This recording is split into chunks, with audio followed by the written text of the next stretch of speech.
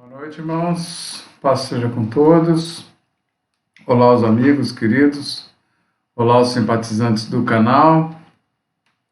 Espero encontrar todos bem, com saúde, esperançosos, cheio de Deus, cheio da esperança de Deus, cheio das promessas de Deus e em paz. Bem, peço que o Senhor venha confortar e a consolar a todos os queridos, em nome de Jesus. Amém?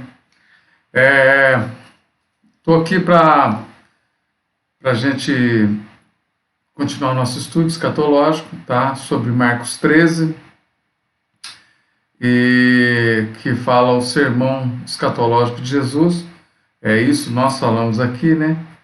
Mas para os judeus é o sermão do Monte das Oliveiras.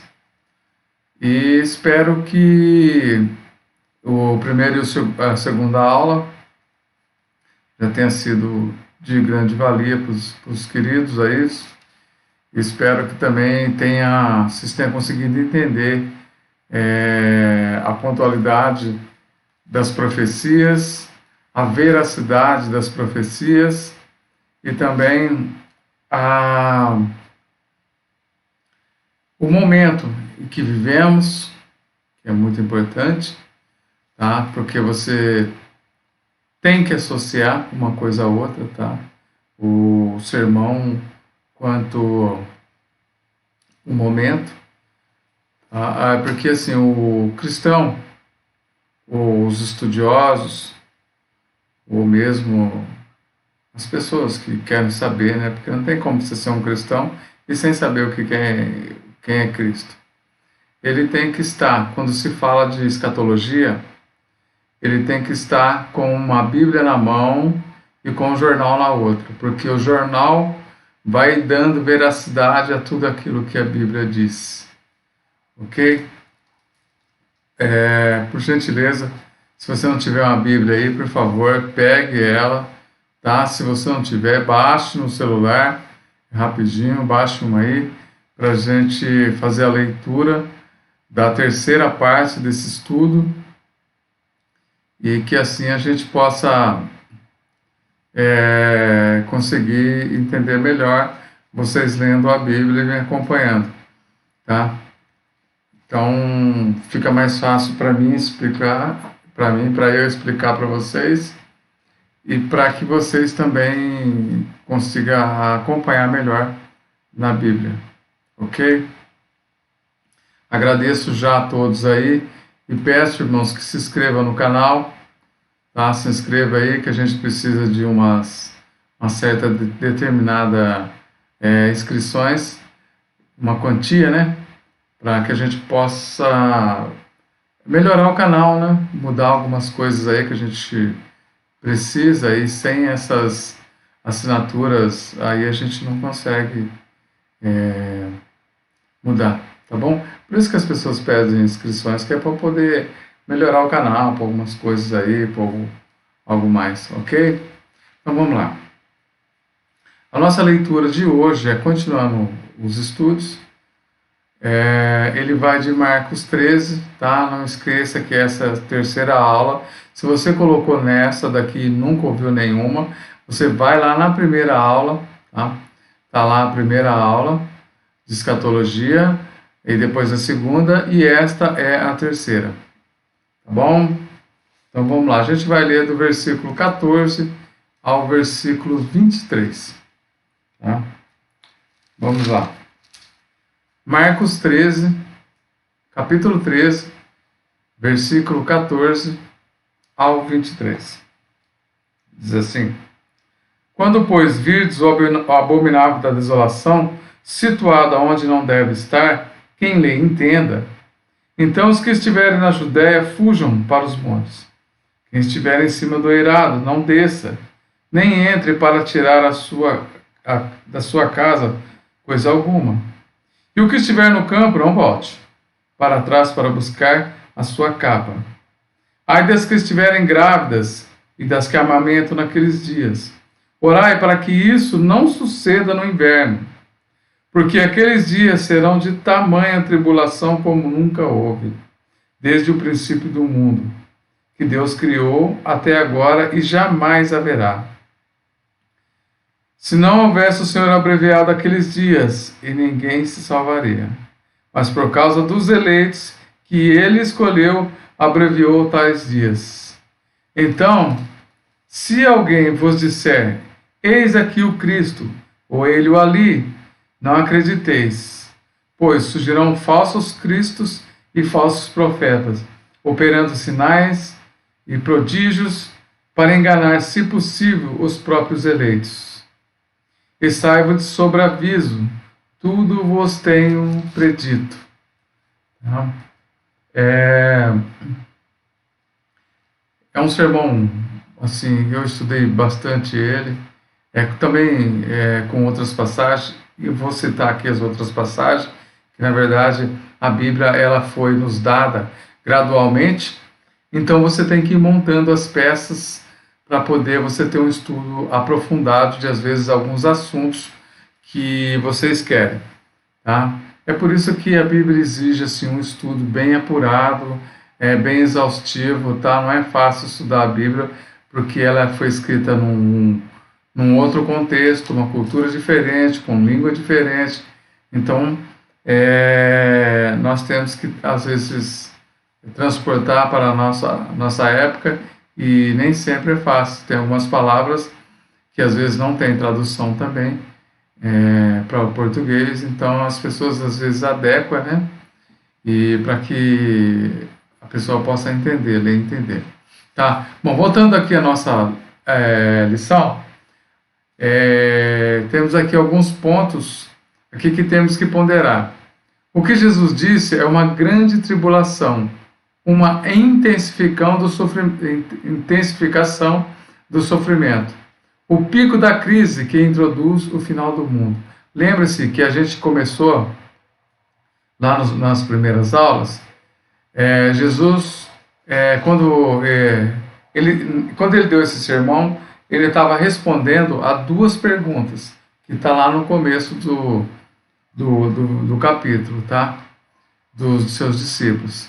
E ele classificou, ou ele ilustrou esse sermão que ele estava falando, e diz todos esses sinais que ele indicou, como princípio das dores.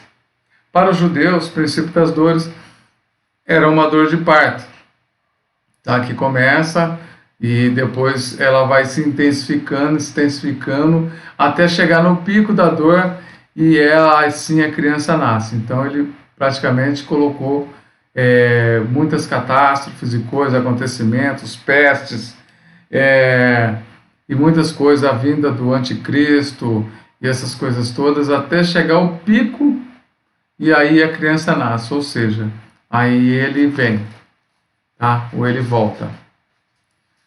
Beleza? Então vamos lá. Esse período surge entre duas vindas de Cristo, né? A primeira vinda de Cristo para morrer, tá? A primeira vinda dele foi essa, quando ele até deu o sermão.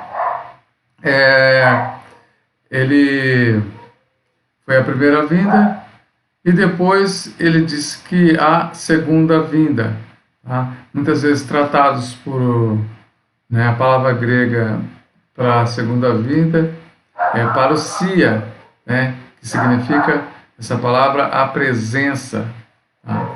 Isso ilustrava de que maneira ele era mais ou menos assim.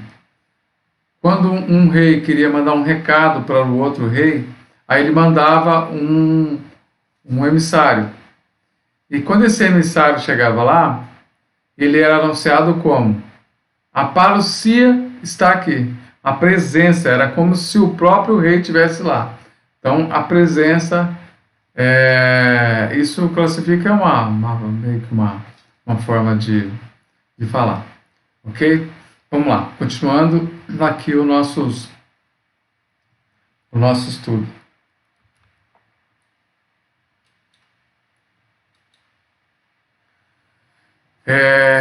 Bom, então Então, esse período surge entre duas vindas, né? A vinda de Cristo, que é a primeira que ele veio para morrer, na verdade ele veio para salvar, né? E a morte dele é que nos salva.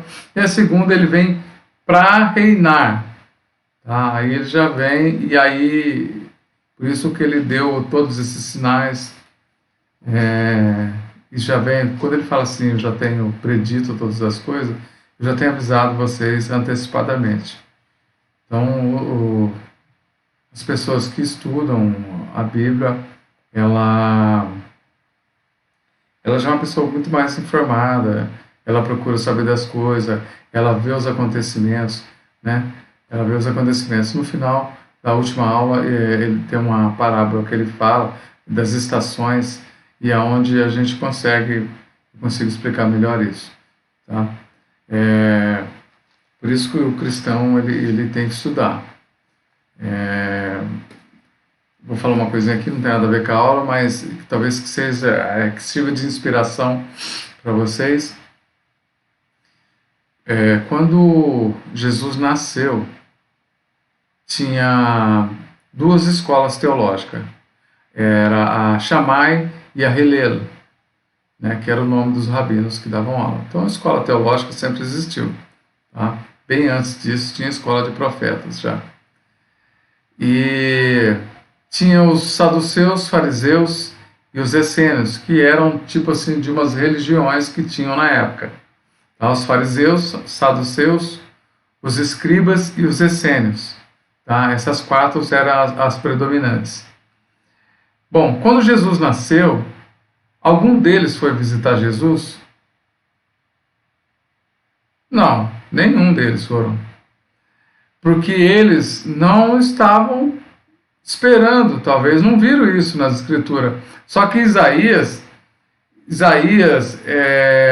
Jeremias, já tinham Malaquias, no final de Malaquias ainda, o último livro do Velho Testamento, ele já falava dessas coisas, da vinda de Jesus, ele já falava. Só que eles não atentaram, estavam preocupados, né, os fariseus com sua santidade, intocáveis, os saduceus só ganhando terra, ficando rico com o povo.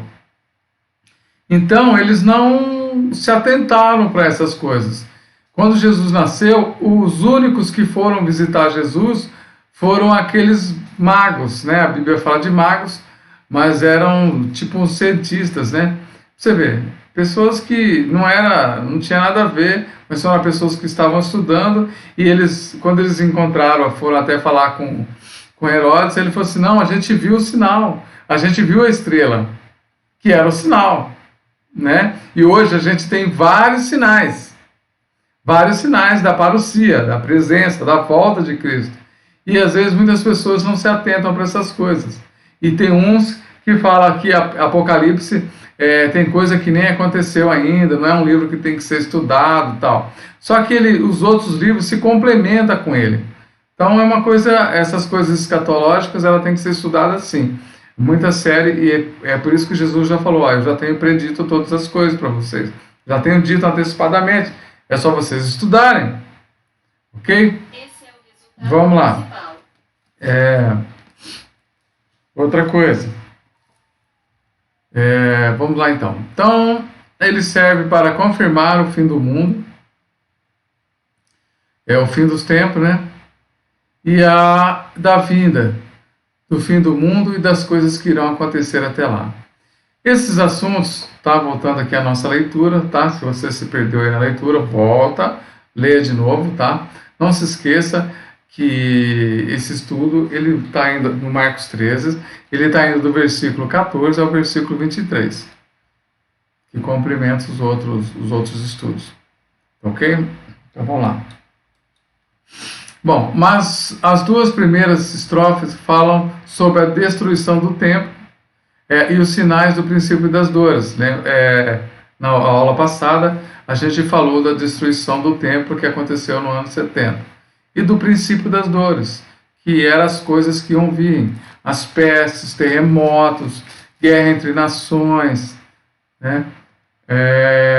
E várias outras coisas. Lembrando que Jesus, quando disse essas coisas todas, ele estava no Monte das Oliveiras, com 12 pessoas que não era ninguém, tá? Pessoas desconhecidas, não eram ninguém, e uma iria traí-lo, outra iria negá-lo, e o resto ia fugir. Então, se hoje tivesse uma pessoa falando com mais 12 e tivesse falando essas coisas, poucas pessoas iam acreditar. Mas o resultado está aí.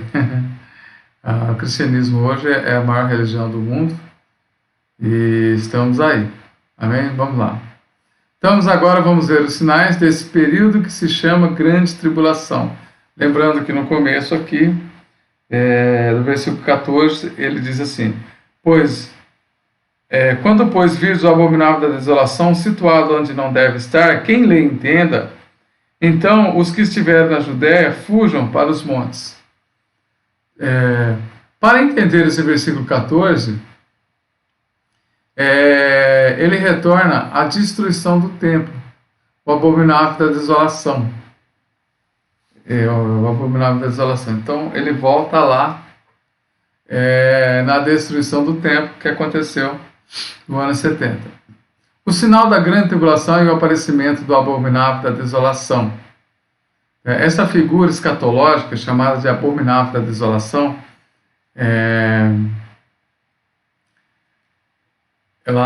essa figura escatológica, ela se manifesta em 3 períodos da história. Em 3 períodos. Aí eu vou explicar esses 3 períodos desse abominável da desolação. Bom, o primeiro foi Antíoco Epifânio, rei do Seleusta, que dessacrou o templo de Jerusalém 150 anos antes de Cristo. Esse foi o primeiro, abominável da desolação. Antíoco Epifânio, ele não só destruiu o templo, mas também ele sacrificou esse período aqui, 150 anos antes de Cristo, é um período interbíblico chamado.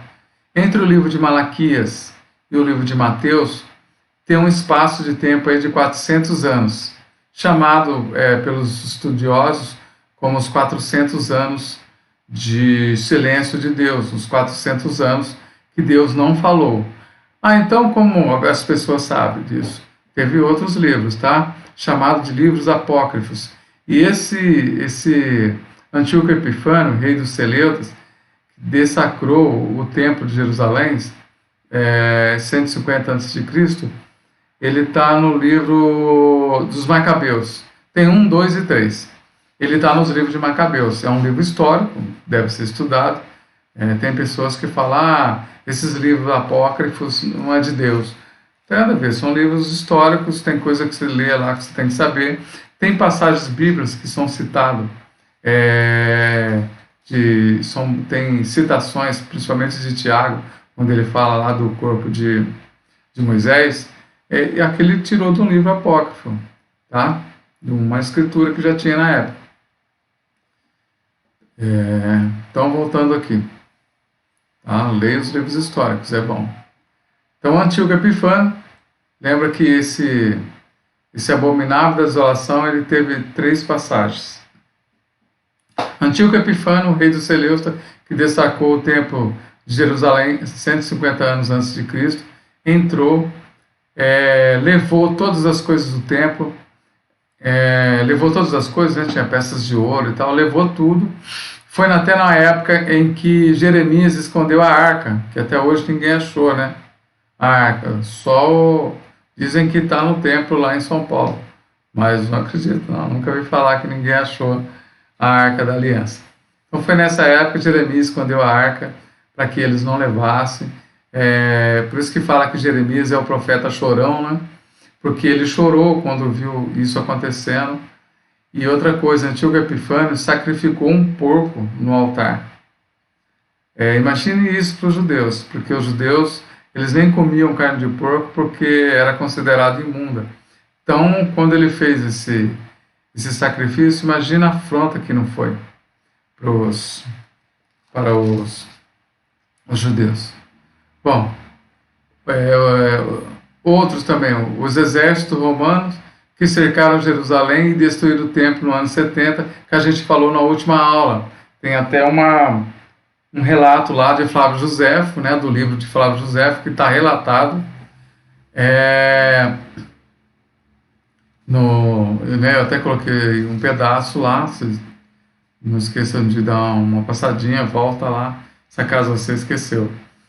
Tá bem? E o anticristo que haverá ainda de se manifestar-se. Então ele teve três passagens e, né, e ainda falta uma, né? São 3 passagens. Bom, Antíoco Epifânio IV, Daniel, preso na Babilônica, profetizou isso 500 anos antes de Cristo, que haverá de se levantar um rei contra o povo de Deus e iria tentar acabar com o culto a Deus e estabelecer a abominação desoladora.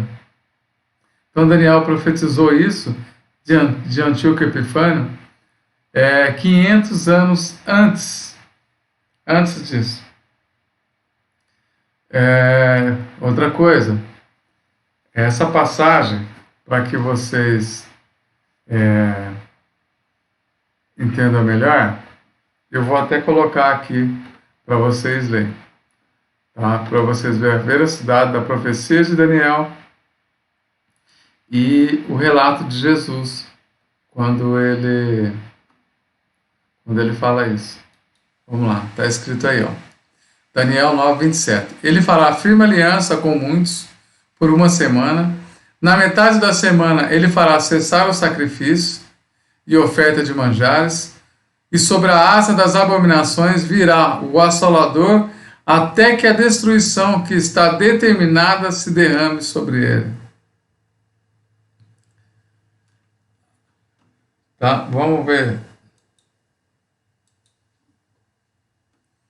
Também, Daniel 11:31. 11:31. Dele sairão forças que profanarão o santuário, a fortaleza nossa, e tirarão o sacrifício diário estabelecido e a abominação desoladora. E no 12:11.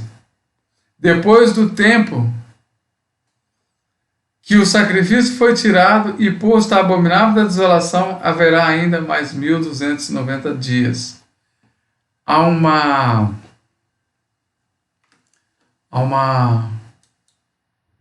essa profecia aqui é uma profecia de Daniel, é uma profecia, irmãos, de triplo cumprimento. Triplo cumprimento. Ela se cumpriu lá em Antíoco Epifânio, né, 150 anos. Ela se cumpriu novamente no ano 70, com a destruição do templo, aquele de Herodes, chamado Templo de Herodes, né? E lá em Daniel era ainda o Templo de Salomão. E só que tem uma coisa, tá? Você vê que eles sacrificaram, levaram tudo, acabaram com o templo, tentaram tirar o culto a Deus, sacrificaram um porco. Só que o que o texto fala, no versículo 14, pega sua Bíblia aí novamente, no versículo 14, não esquecendo que a gente está em Marcos 13, tá? Ele diz assim: quando, pois, virdes o abominável da desolação, situado onde não deve estar, quem lhe entenda, aí ele joga para nós, né? Quem lhe entenda, então os que estiverem na Judéia, quem estiver na Judéia não volte, quem estiver, vamos lendo aqui. No 19, eu queria só esse 19 aqui. Porque aqueles dias serão de tamanha tribulação como nunca houve, desde o princípio do mundo que Deus criou, e até agora nunca mais haverá. Ou seja, é uma coisa que aconteceu que nunca houve. Nunca houve. É muito,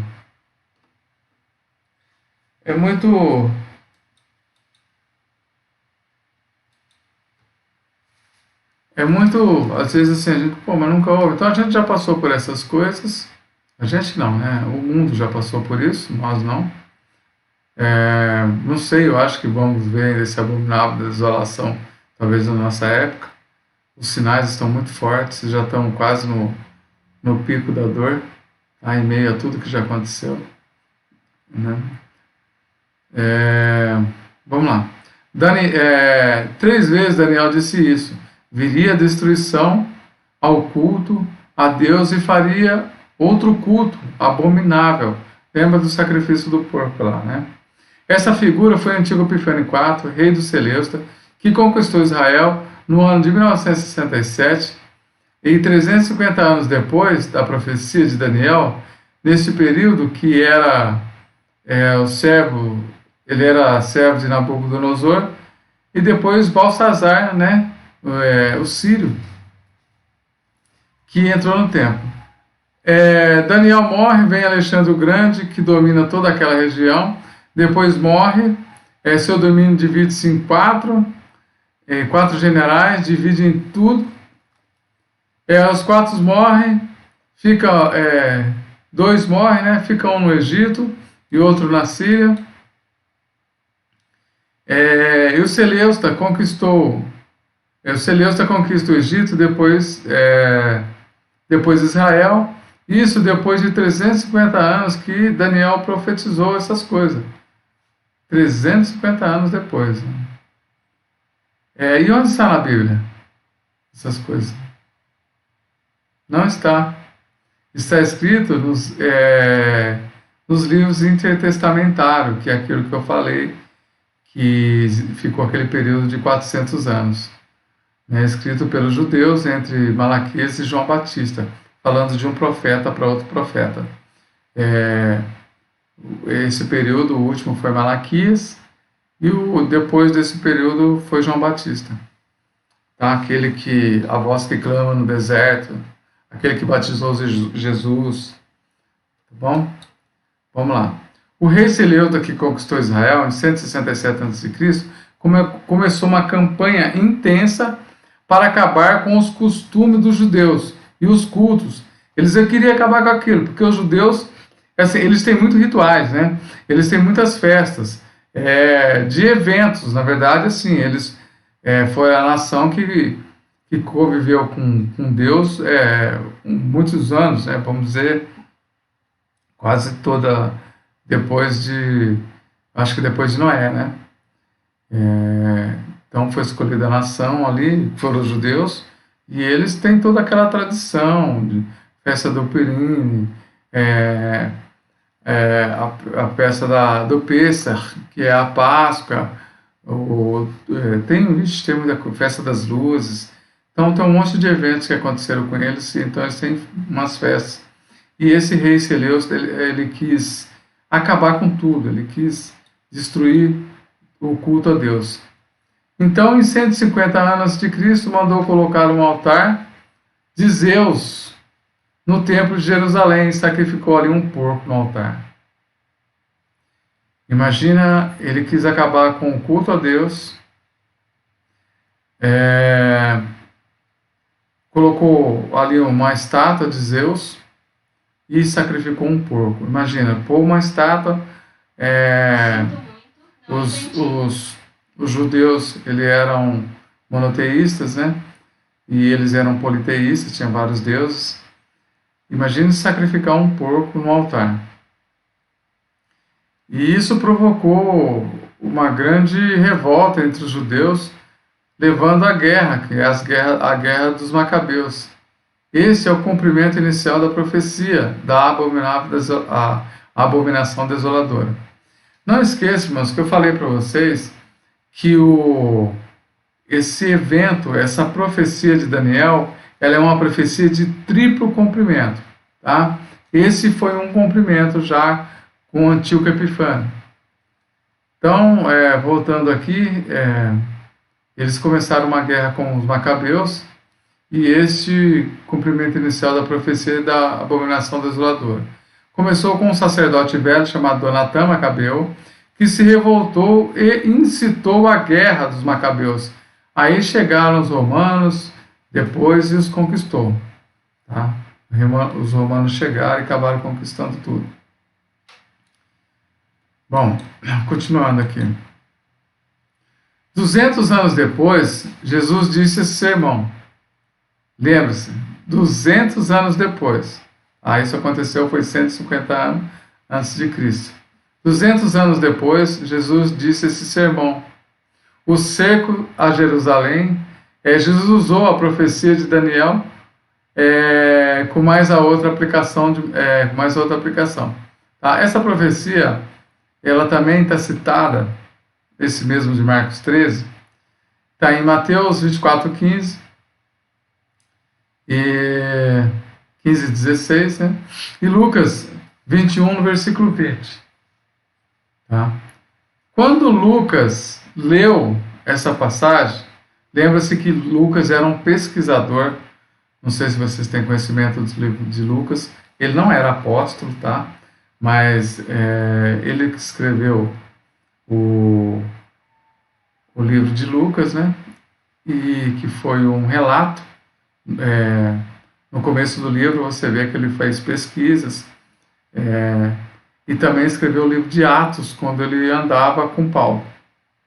Tá bom? Vamos lá. Quando Lucas leu esse livro, ele entendeu e interpretou. Presta atenção, ele diz assim: quando vejo Jerusalém sitiada de exércitos, saber que está próxima a devastação. Está aqui o sinal de Jesus. Lembra que no começo do livro eles perguntaram, eles queriam que Jesus desse uma data, né? Quando essas coisas vão acontecer? Jesus não deu uma data para eles. Ele já queria saber uma data de quando Jesus ia voltar, quando ia acontecer essas coisas, o final do mundo e tal. Aí Jesus falou para eles, não deu data nenhuma. Jesus deu sinais. E isso é interessante demais, porque os sinais, ele faz com que a pessoa fique esperta, fique ligeira. Eles fazem com que as pessoas estudem, procurem saber das coisas. E vigiem, né? E isso foi um dos pontos ponderantes, vigiar. Então, vamos continuar, então.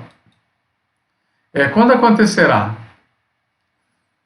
Tá lembrando que quando Lucas leu, entendeu e interpretou essa passagem que Jesus falou. Quando vejo Jerusalém sitiada de exércitos, sabeis que está próxima à devastação.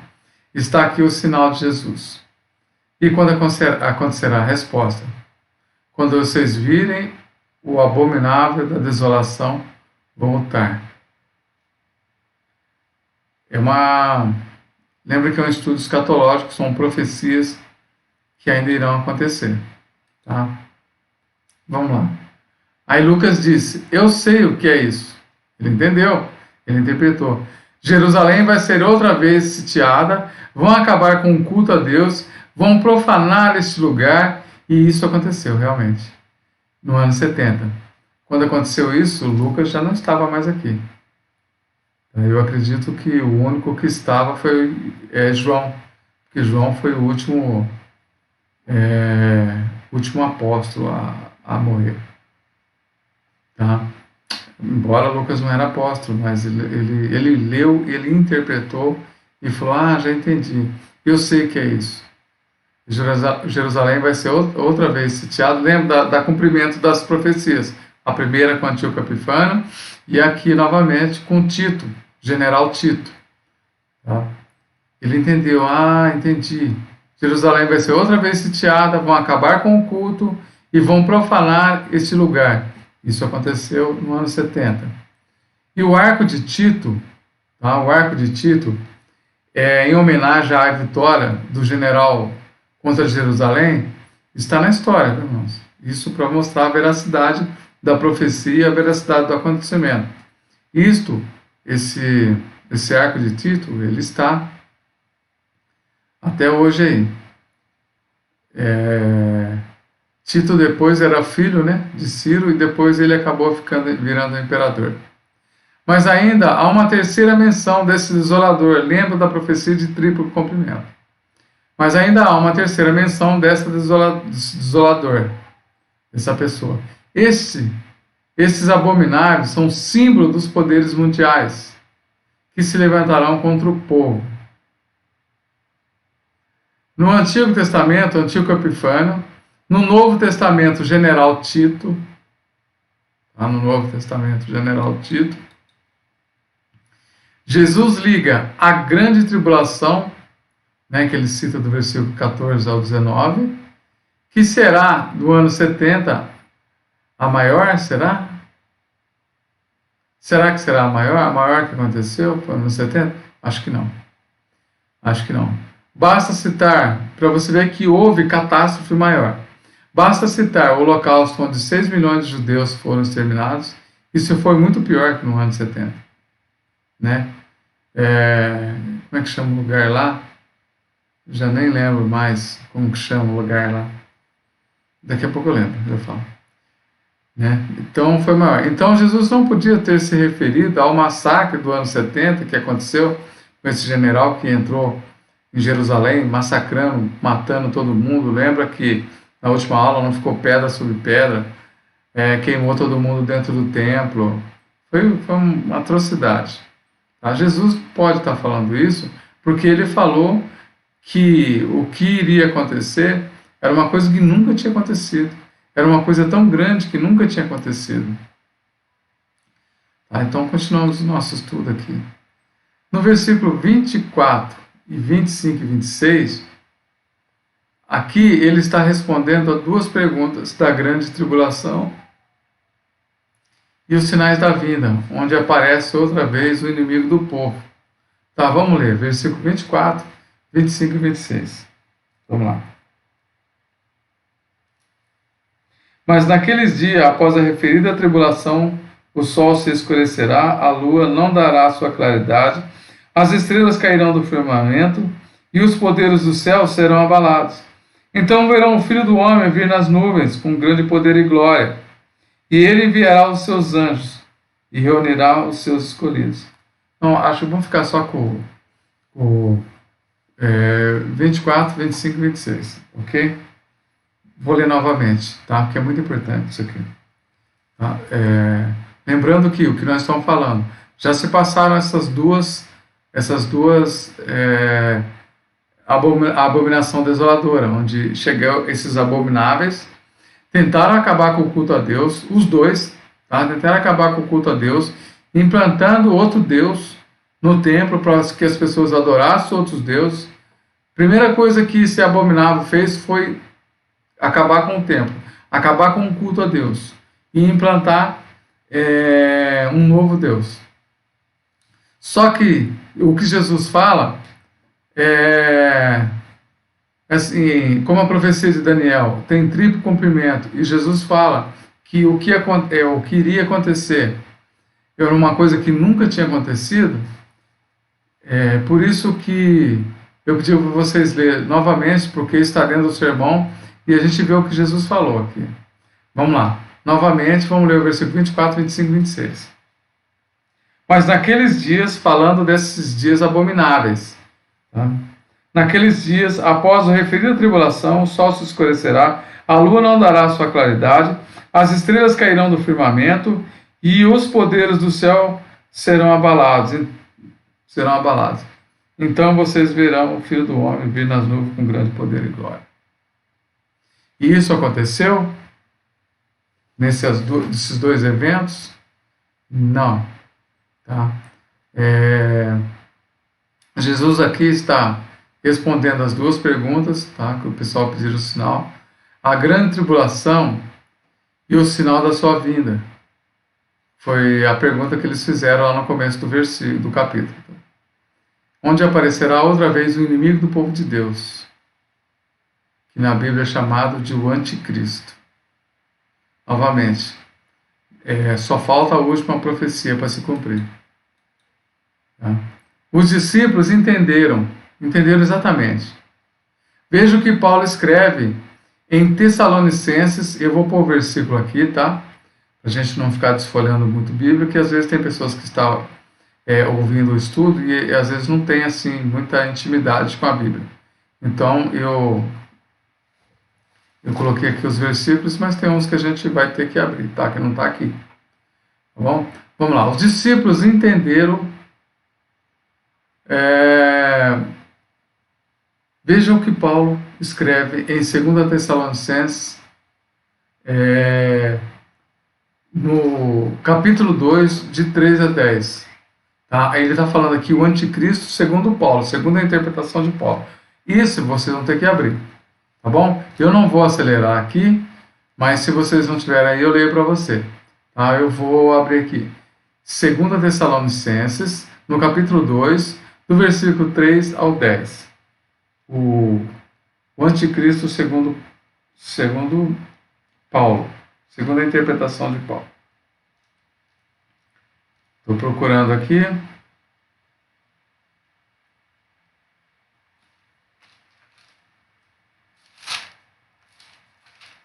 Segunda Tessalônicas, segunda carta à igreja de Tessalônica, capítulo 2, de 3 a 10. Veja bem. Vamos lá.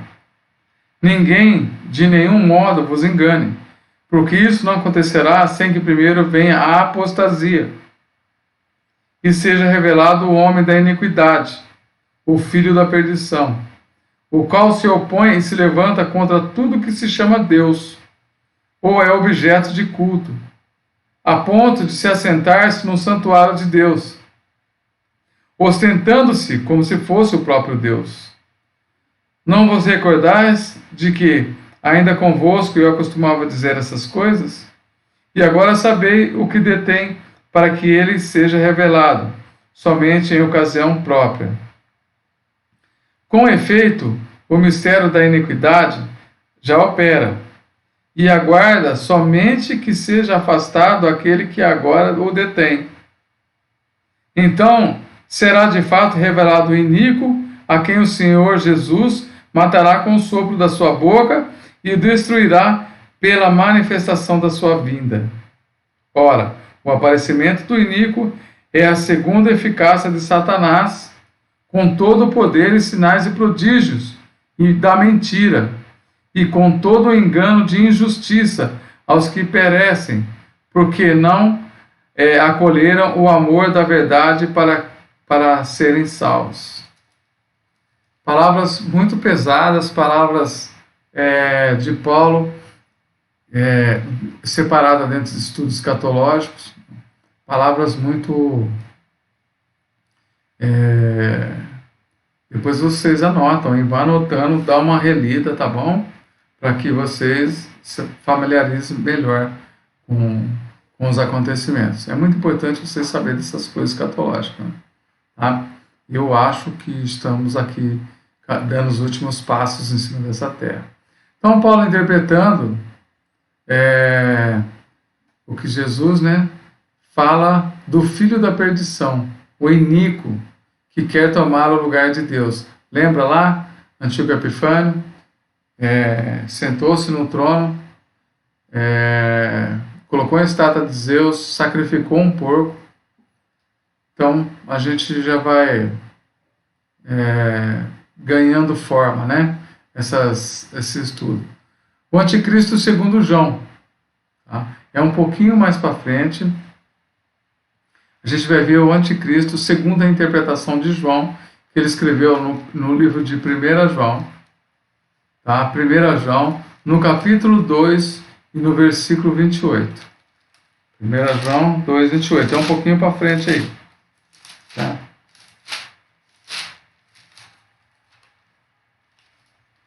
Estou procurando aqui.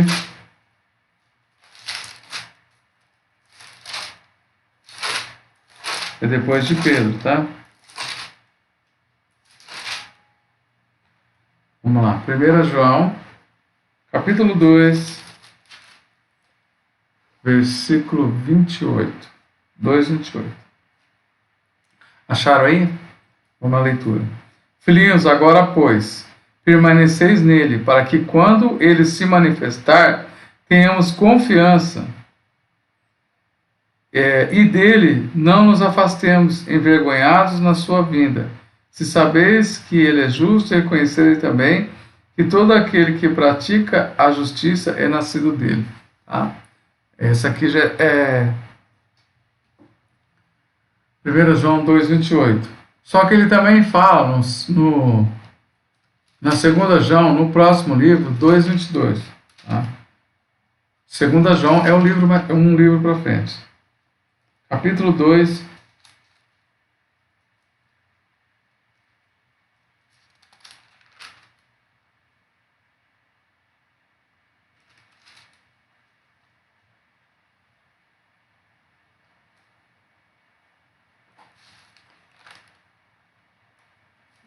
Estou falando errado, irmãos. 1 João, tá? Continua 1 João. 1 João 2,22. Eu estou vendo errado aqui. Ele falou isso no 28. Eu vou recapitular aqui, porque não ficou legal isso. Tá? Não ficou bem explicado. Então, primeiramente, vamos ler o 2,28 e depois o 2,22. Ok? Vamos lá. 28. Filhinhos, agora pois, permaneceis nele, para que quando ele se manifestar, tenhamos confiança e dele não nos afastemos envergonhados na sua vinda. Agora, o 22. O 22 diz assim: quem é o mentiroso senão aquele que nega que Jesus é o Cristo? Esse é o anticristo, o que nega o Pai e o Filho. Que nega o Pai e o Filho. Agora, abre no capítulo 4, do 1 ao 3, tá? No mesmo livro. 1 João 4, do versículo 1 ao versículo 3. Amados, não deis crédito a qualquer espírito. Antes provai os espíritos se procedem de Deus. Porque muitos falsos profetas têm saído pelo mundo afora. Nisto reconheceis o Espírito de Deus. Todo espírito que confessa que Jesus Cristo veio em carne é de Deus. E todo espírito que não confessa a Jesus não procede de Deus. Pelo contrário, este é o espírito do anticristo, a respeito do qual tendes ouvido que quem presentemente já está no mundo. E aí já está no mundo, ou seja, ele já está aqui. Já está aqui. Já, continuando o nosso estudo aqui, já na igreja apostólica, a igreja dos apóstolos, tá, irmão? A igreja apostólica é lá na igreja dos apóstolos, no início da igreja. Já se prega o anticristo, que nega a presença de Deus, tem um governo mundial e vai enganar a todos, mas será destruído por Cristo. João disse isso. Ele já está entre nós também. Tá? Ele não se manifestou ainda. Tá? Aí tem aqui essa passagem que fala assim, ó, depois que se afastar aquele que ainda o detém, e aí ele se manifestará. Queridos, eu acho, tá? Não fica bem claro na Bíblia aí. O que detém o anticristo hoje é a presença do Espírito Santo. Eu dei um estudo sábado passado, está também no canal aí, sobre o livro de Joel. E Joel fala da chuva temporã e serôdia, tá? Que fala dos dois derramares do Espírito Santo. Então, dá uma estudada lá, dá uma ida lá, estuda esse livro também. Eu dei aula sobre o livro inteiro. Tá? Foi um estudo assim, bem exaustivo, mas muito edificante. Vai lá, tá bom? Vai lá, estuda. Então vamos lá. Então João disse, né? Ele já está entre nós. Essas são as palavras de João. Ele já está entre nós.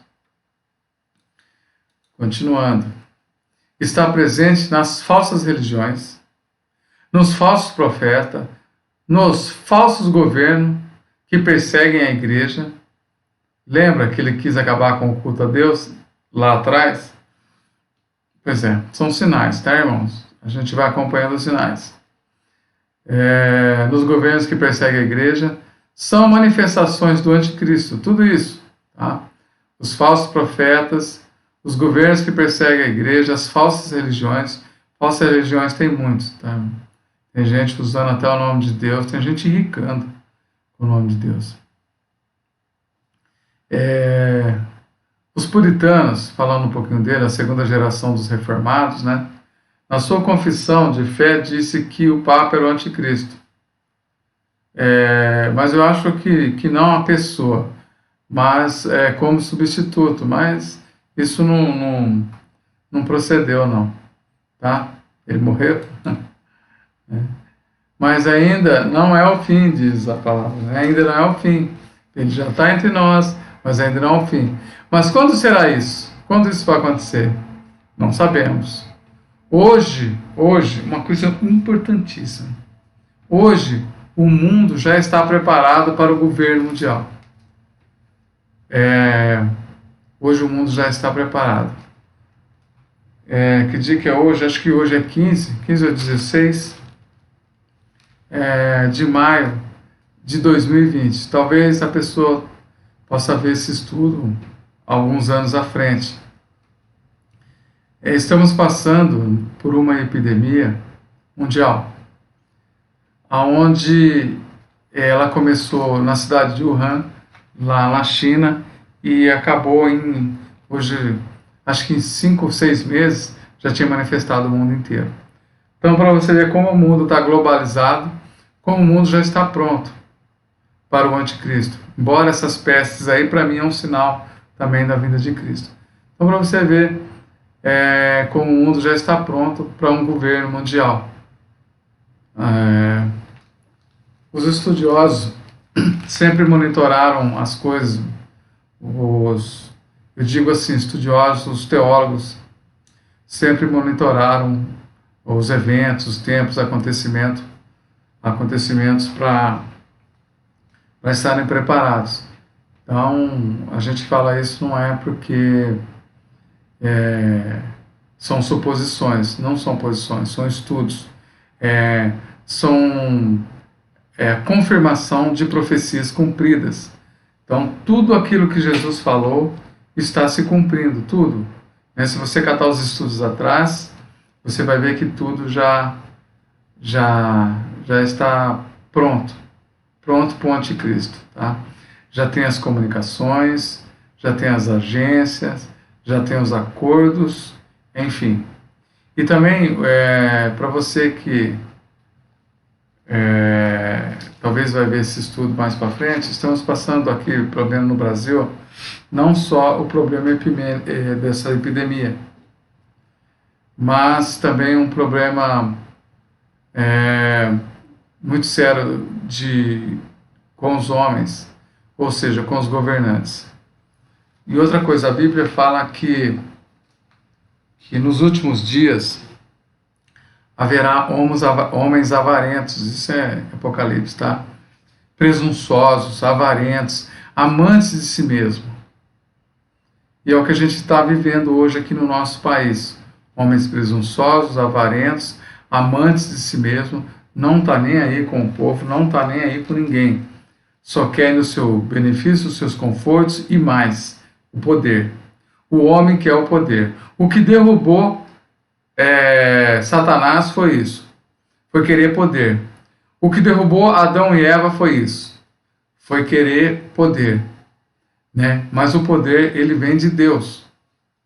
Ele não vem de homens. Os homens, nada pode fazer.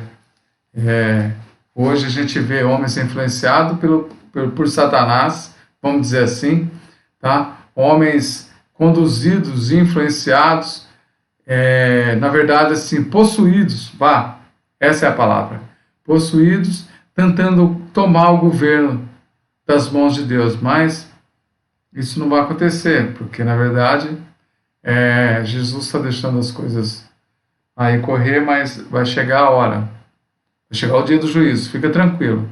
Você que é um justo, que confia em Deus, a justiça chegará. Vamos continuar aqui. Em Apocalipse 13, a revelação de João sobre o anticristo. Todos falam a mesma coisa. Todos, tá? Depois você lê lá o capítulo 13, de Apocalipse, todas as pessoas falam a mesma coisa sobre o anticristo.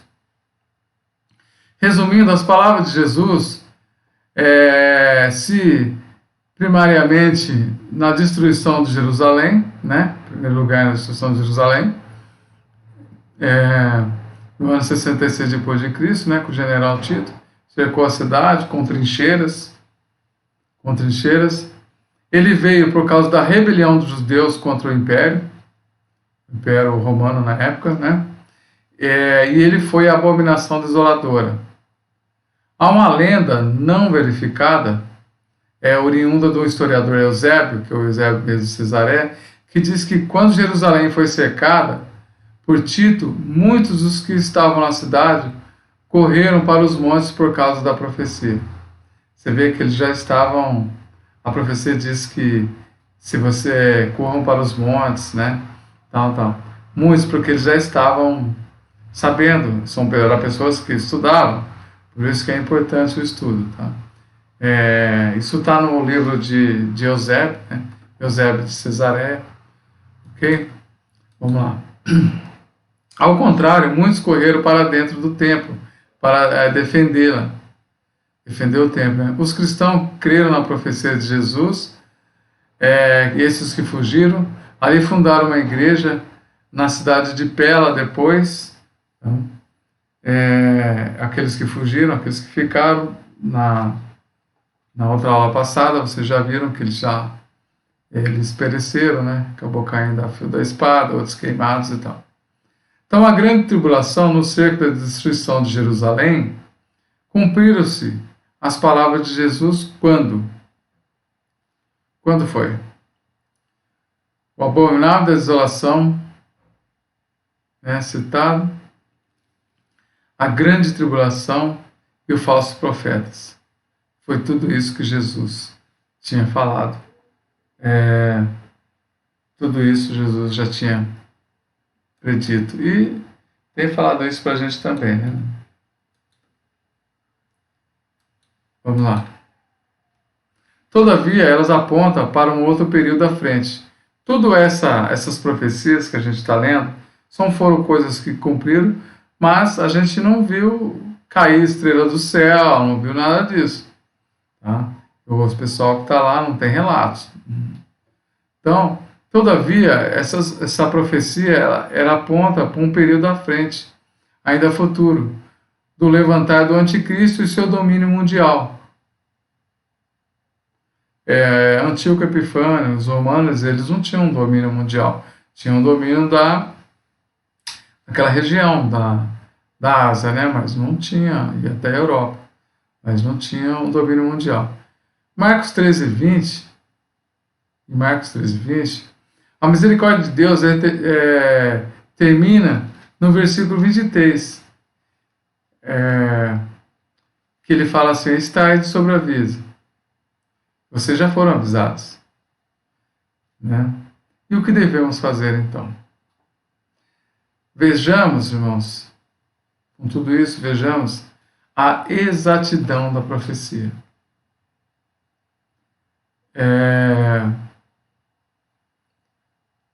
A veracidade das palavras de Jesus. Por que a gente sabe que é a verdade? Porque elas se cumpriram. Olha na história, vocês olham na história, vocês não precisam crer em mim. Vocês só olham na história. Para vocês verem a veracidade da profecia, é só olhar na história. Tá? Temos que ter grande compaixão pelo castigo dos judeus, né? E ficarmos de sobreaviso. O que aconteceu com eles lá no ano 70 e tal. Não há qualquer outro relato nesse texto de cristão que serão arrebatados, né? Antes às vezes, dessas coisas aqui. Eu estou falando aqui de Marcos 13, e talvez alguém vai perguntar assim: e o arrebatamento? E o arrebatamento? A gente está estudando aqui, irmãos, Marcos 13, capítulo 13, né? E a mesma referência, como eu disse, de Mateus 24 e Lucas 21. Então, nesse capítulo, não está falando nada disso, tá? Não está falando nada de arrebatamento, tá? estamos estudando aqui o escatom, que é as últimas coisas. Tá? Outra coisa, fiquem atentos contra aqueles que tentam nos enganar, prevendo a chegada do Messias. Não nos enganemos com essas, às vezes aparece aí um salvador, aparece um cara aí que diz que vai resolver tudo. Não nos enganemos. O mundo não vai melhorar. Estamos num mundo em contração. Tá? Num mundo em contração. Não vai melhorar pelos esforços humanos. Tá? Só vai melhorar com o reinado de Cristo. Mas de homens, não. Jamais. Tá? E outra coisa. Essa é a terceira aula. Falamos, né, das promessas que já se cumpriram. E depois vamos falar da vinda do Senhor Jesus, que ela está relatada aqui, que ele fala da sua vinda, no capítulo 24 até o 27.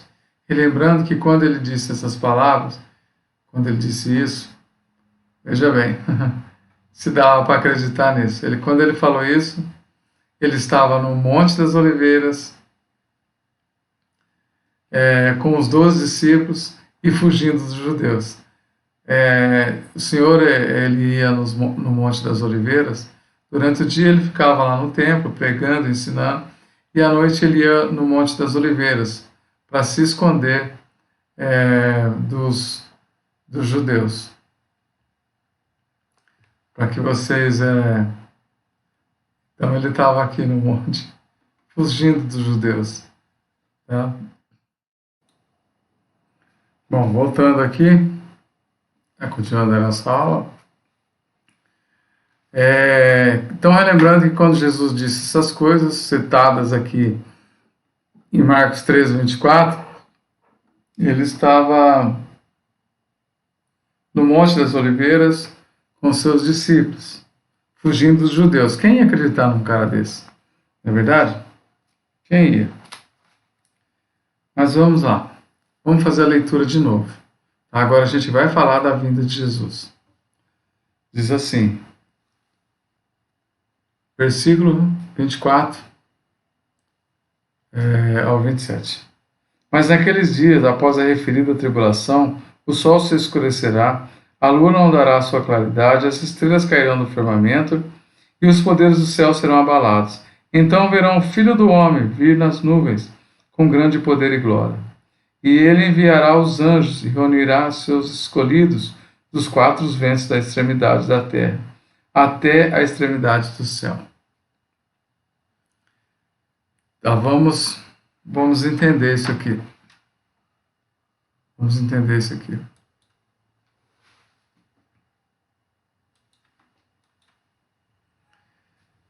Lembrando que seus discípulos não eram ninguém entre eles, tá? Um iria traí-lo, o outro iria negá-lo e 10 iriam fugir. Pescadores, cobradores de impostos, pessoas sem referência nenhuma, não era ninguém importante naquele lugar. E Jesus disse isso diante de uma situação desse tipo. E ele disse, um dia eu vou voltar.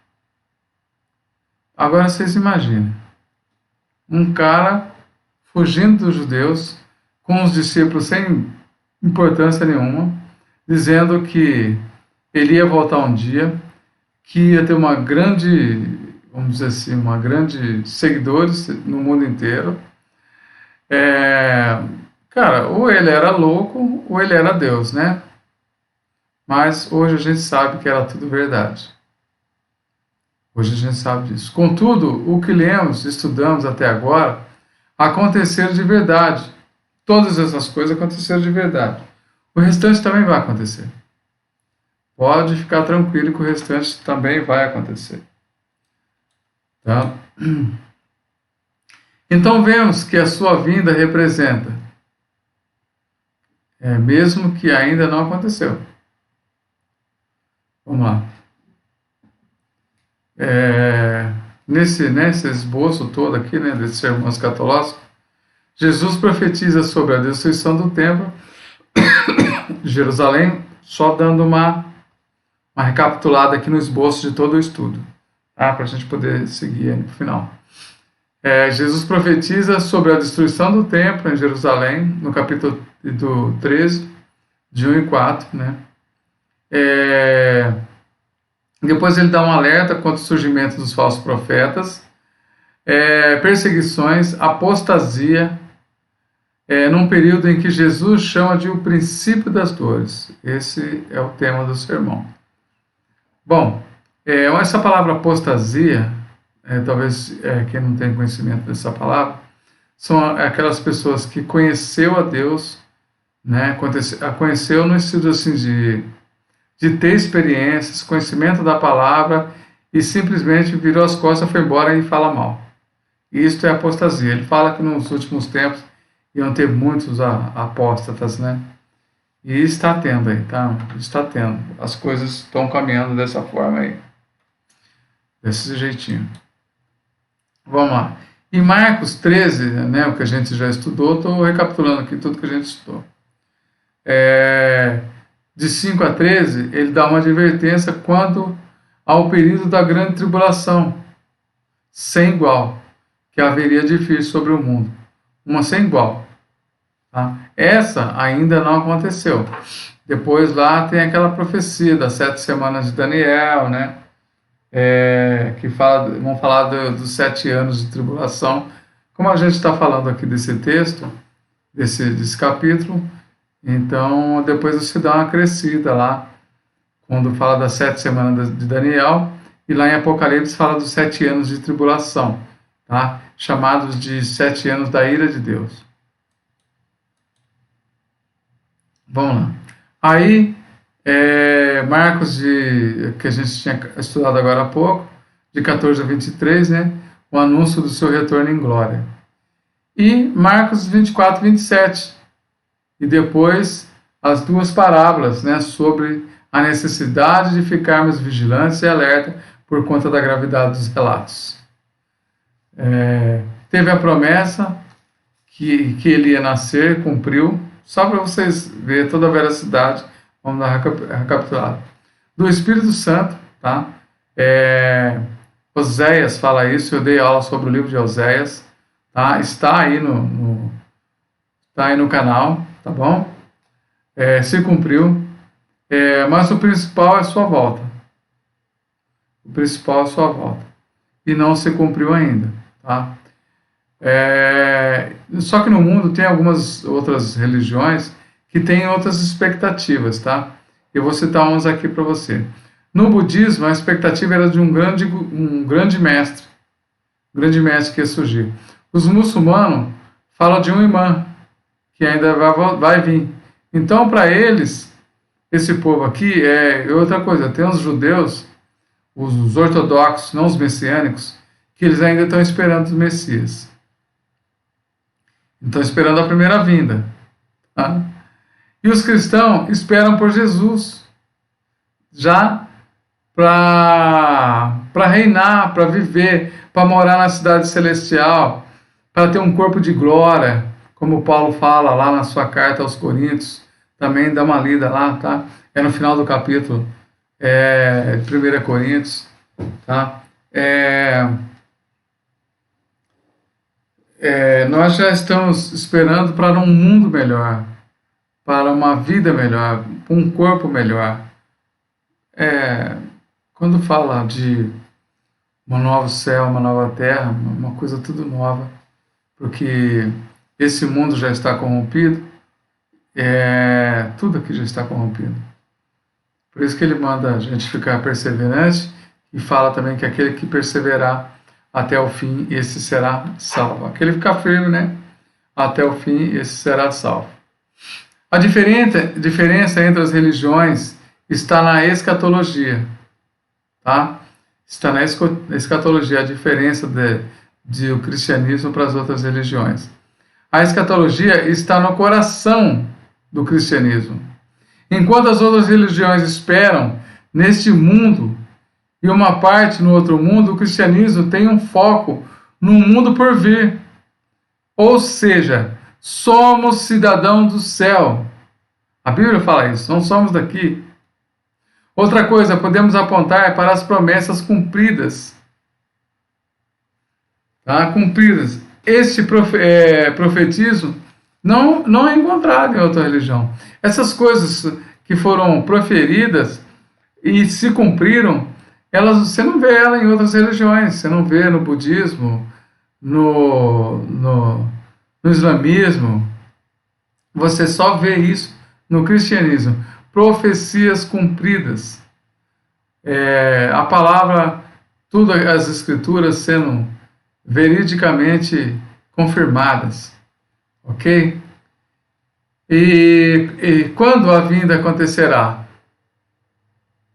Alguns acham que já aconteceu. Na destruição do templo de Jerusalém, Cristo veio em juízo. Tem gente que acha que a segunda vinda foi Cristo veio na destruição do templo de Jerusalém. No Pentecoste, outros já dizem que ele veio pelo Espírito Santo. E outros dizem outra coisa. Outros dizem que quando o crente morre, Cristo vem buscá-lo, que a volta de Cristo é isso. Na verdade, vem isso, né? Mas, historicamente, a igreja tem pensado diferente. Os estudiosos têm pensado diferente. Até os discípulos têm pensado diferente. Porque eles continuaram pregando a vida de Jesus, né? Os pontos anteriores não estão necessariamente errados. Porém, o retorno ao qual Cristo se refere será o fim da era. A era presente. Ou o presente século. O que Jesus fala não é a sua vinda, só a sua vinda. A sua vinda vai ser o maior evento neste mundo, vai ser o maior acontecimento nesse mundo, porque a vinda dele, vai pôr um fim a tudo, tá? Vai pôr um fim a todas essas coisas aí. Tem gente que não acredita nisso, né? Os naturalistas mesmo, né? Não acredita nisso, né? Outra coisa, o mundo ele não é eterno, como diz os evolucionistas, os darwinistas, né? Não é eterno. Ou, como diz Richard Dawkins, né? O neo-ateu, ele diz que o mundo se gerou. Acha que o mundo é eterno, tanto para frente quanto para trás.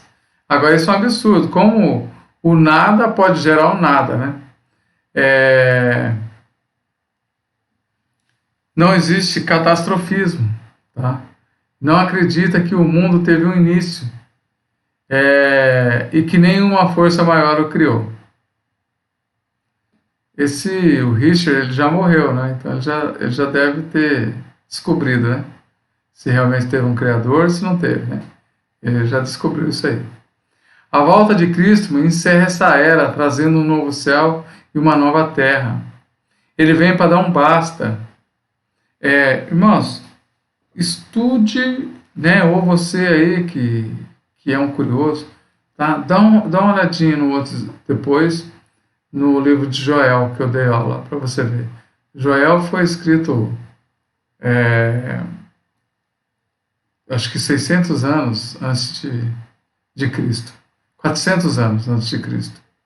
Tá? E você já vê como que a profecia ela é fantástica. Tá?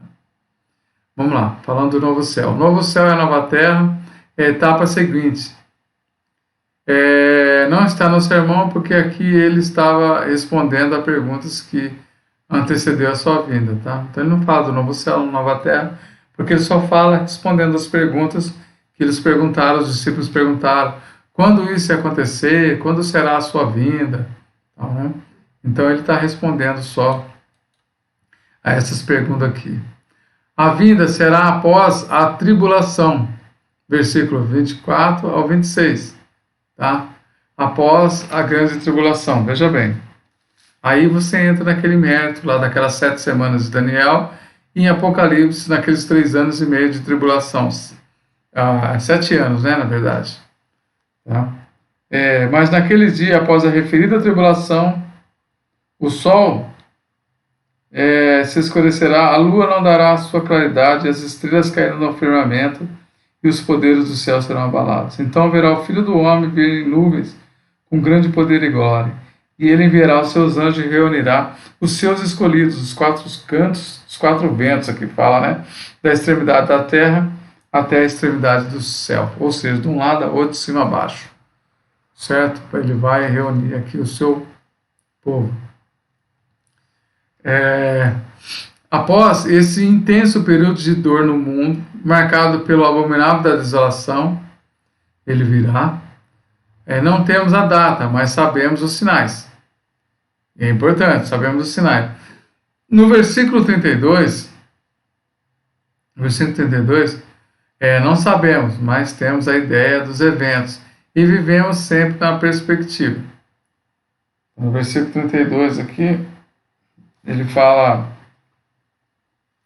aqui, só para que vocês leiam o versículo 32. Mas a respeito daquele dia e da hora ninguém sabe, nem os anjos do céu, nem o Filho do Homem, senão somente o Pai.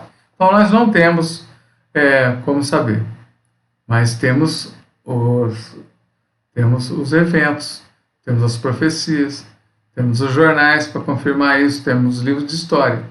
Okay? Acho que cada geração tem que viver na expectativa da vinda do Senhor Jesus. Cada geração, porque cada geração acho que viveu um pouco da profecia. E a igreja tem debatido nas questões de como isto vai acontecer, referindo-se ao milênio, né? Lembrando de milênio, também já o estudo escatológico, irmãos, ele é bem amplo, tá? Falando de milênio, tem pessoas que tem os amilenistas, né, que não acreditam em milênio, tem os milenistas que acham que a gente já está vivendo o milênio, e tem os pós-milenistas, né, que acham que o milênio vai ser depois da vinda de Cristo. Então, isso aí é um estudo para uma outra hora, tá bom? São assim, detalhes, são pontos de vista, tá? O que a gente está falando aqui são coisas verídicas. E esses estudos, assim, de milenista, amilenista, pós-milenistas, são pontos de vista, ou seja, são pontos de interpretações que divergem, né? Mas não é salvífico, não pesa nada, não vai mudar nada, tá bom? São só pontos de vista. E o que entendemos do texto é que após a tribulação, Jesus volta de forma visível, não invisível, tá? Repentinamente, inequívoca a todo o planeta, acompanhado de grandes catástrofes, é o que diz a Bíblia. Os sinais que precedem a sua vida está aqui relatado, que a gente já leu, do versículo 24 ao versículo 25. Jesus aqui está repetindo a linguagem dos profetas. Em Isaías 13, capítulo 13, versículo 9 e 10, ele profetiza a destruição de Israel 800 anos antes. 800 anos antes. Isaías estava falando da invasão dos assírios. Né? Lembra lá do Antigo Epifânio, que eu acabei de falar. Tá? Ele já, depois vocês confirmam, tá bom? Eu vou dar andamento aqui no estudo, mas vocês confirmam, ok? Se quiser anotar aí, eu vou refazer aqui a minha fala, tá? Jesus está repetindo a linguagem. Na verdade, quando Jesus fala isso, ele está repetindo a linguagem dos profetas. Em Isaías 13, capítulo 13, versículo de 9 a 10, ele profetiza a destruição de Israel, tá? 800 anos antes. Isaías estava falando da invasão dos assírios, que eu acabei de falar para vocês. Tá? Anotou aí, né? Invadiram, devastaram o reino do norte. Isto é contado de forma que os astros se contorcem, né? Estrelas caindo,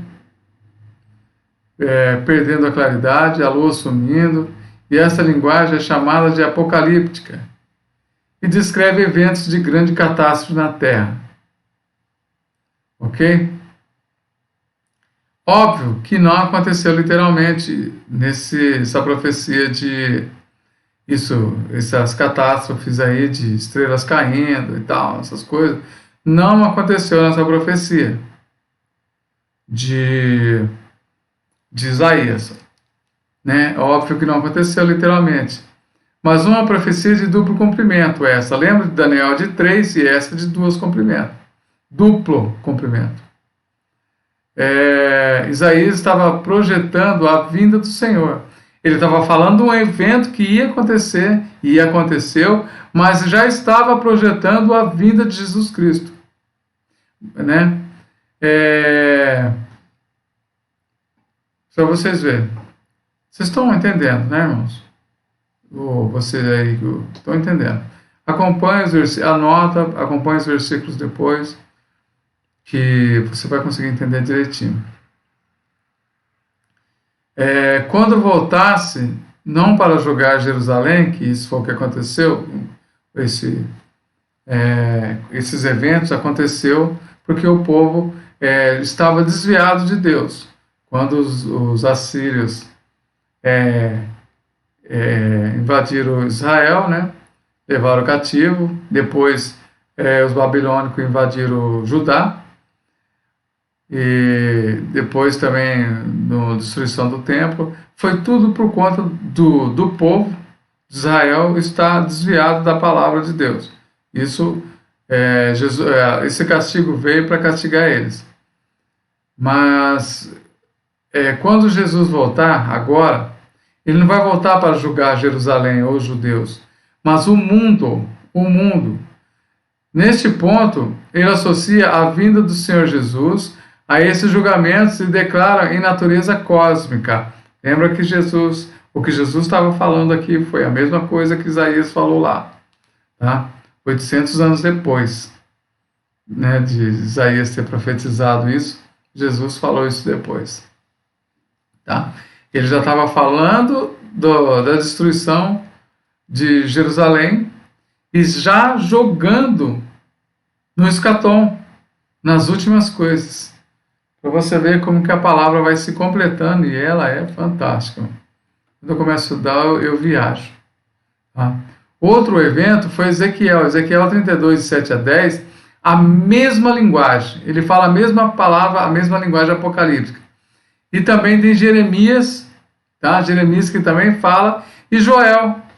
Joel está bem claro, porque esse estudo dele ontem, foi ontem desse estudo, uma live aí, tá no canal também. E Apocalipse também, capítulo 6, versículo 12 e 13, fala a mesma coisa. Essa é uma linguagem muito comum para descrever o dia do juízo. Tudo isso fizeram ilustrações para descrever o dia do juízo. O que aconteceu com o povo de Israel 700 anos antes de Cristo, 700 anos antes de Cristo, 70 depois de Cristo, e em Mateus 24, 29, texto paralelo, onde a linguagem é similar. Tá? Vocês podem conferir que está todo mundo falando a mesma coisa, da vinda de Jesus. Tá? E Lucas 21, 25 e 26, Lucas capítulo 21, versículo 25 e 26. Só que o Lucas, ele acrescenta na parte B, ele acrescenta o mar e o bramido das ondas. Veja lá, o versículo 26 e 28. Ele manda erguer a cabeça, porque está perto da redenção. Vamos lá, vamos ler Lucas. Tá? É um livro à frente de Marcos.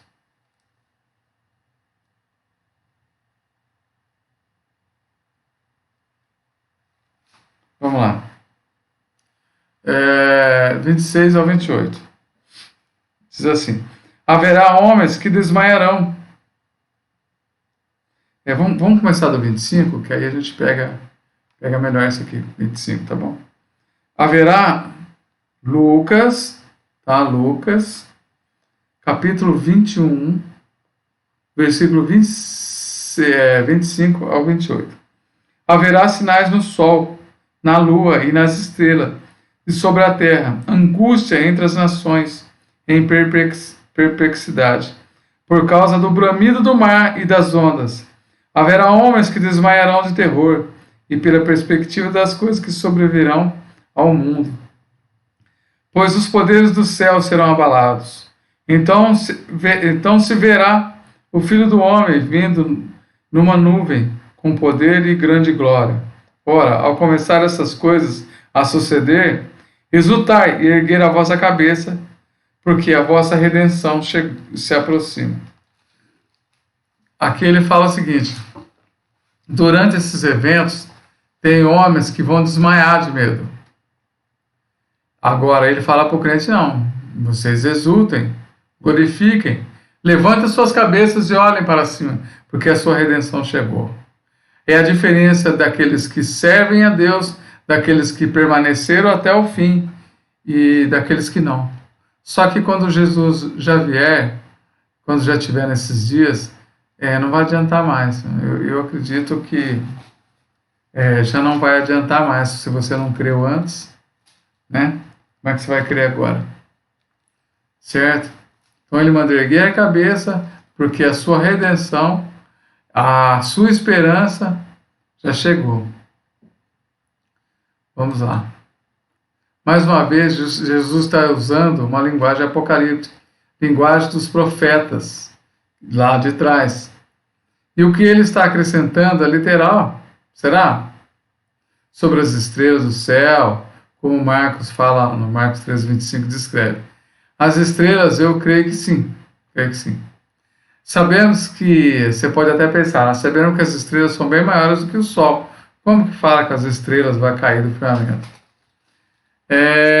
Jesus não está falando aqui. Talvez você fale assim: como que vai cair a estrela? Vai cair na terra, vai destruir tudo? Como as estrelas vão cair no Sol? Bom, a gente tem que entender isso. Jesus não está falando que vai cair na terra. Essas coisas são muito usadas pelos ateus para dizer que a Bíblia não é real. Eu falo assim: como que vai fazer? Tem estrela aí que é muito maior que o Sol. Tem estrela que é várias vezes maior que a Terra. Como que vai cair na Terra? Né? A gente tem que pensar o seguinte: a Bíblia, a linguagem bíblica é sempre de um espectador, de alguém que está vendo. Exemplo, nós dizemos que o Sol nasce e se põe todo dia, mas a gente sabe que o Sol está lá parado, é a Terra que gira, né? Até os cientistas, ele usa a linguagem do espectador. Até o cientista fala: o Sol nasceu tal hora, e o Sol se pôs tal hora, entendeu? Mas é a visão do espectador, tá? Eu acredito que elas vão ver elas caindo, vão ver o Sol caindo, mas não na Terra. É a visão do espectador, você está vendo, mas não que vai cair na Terra. Outra coisa, tá? A Bíblia não usa linguagem científica, mas sim descritiva.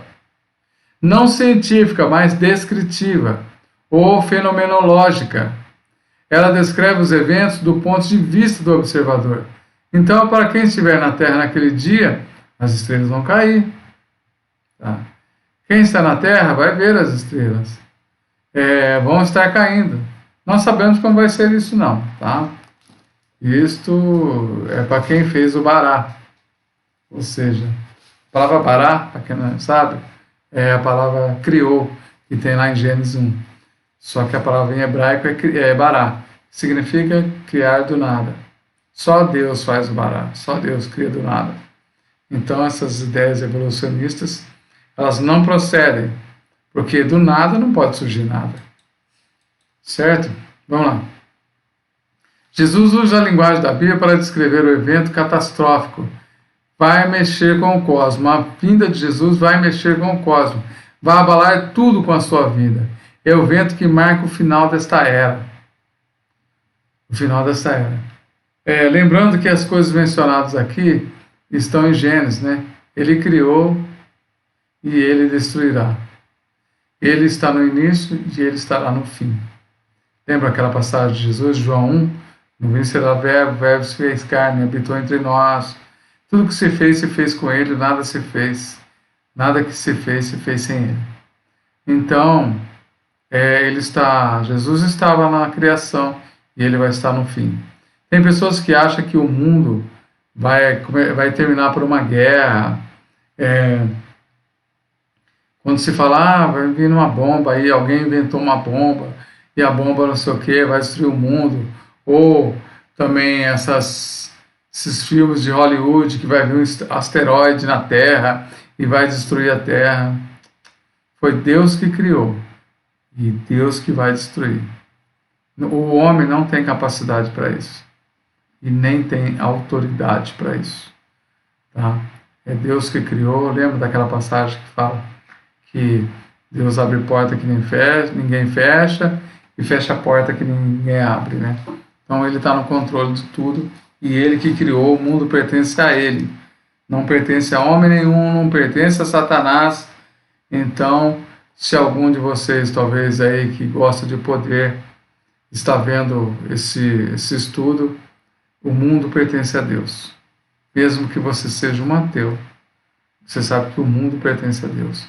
Chove quando Ele quer, faz sol quando Ele quer, tudo é quando Ele quer. E às vezes você fala assim, mas essas coisas, esses homens aí, é tudo permissão de Deus. E Deus está sendo tardio, esperando que as pessoas se voltem para Ele, porque a intenção dele não é punir ninguém, é salvar a todos. Foi por isso que Jesus veio. A primeira vinda de Jesus foi para isso.